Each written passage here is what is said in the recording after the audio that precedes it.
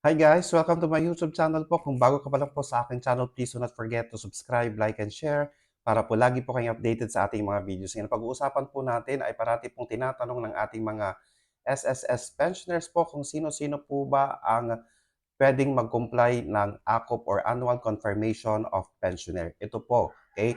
Una po, nandyan po ang retirement pensioner po at the age of 80 years old po and above na nasa Pilipinas po. Sa ating mga SSS pensioner po na nasa 80 years old and above, sila po ay dapat mag-comply ng ACOP. Pangalawa po, retirement pensioner residing abroad, yung mga nasa abroad po na mga pensioners po natin, kinakailangan po nilang mag-comply ng ACOP through video conferencing or email po.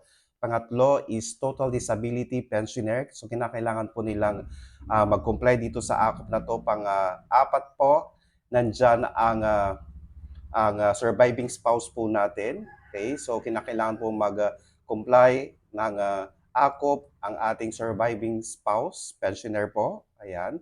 At ang panglima po natin, syempre po ang dependent pensioner po, yung mga anak po na nasa below 21 years old, kinakailangan po nilang mag-comply ng ACOP po. Ngayon, with regards sa retirement pensioner po, kailan po sila dapat mag-comply? Sa birth month po nila.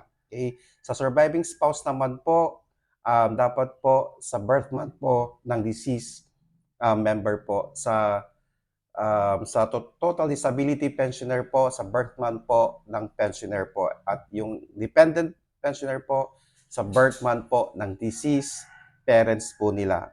Ayan guys, so sana po nakatulong po ako. Please do not forget to subscribe, like, and share para po lagi po kayong updated sa ating mga videos. Maraming salamat po and stay safe.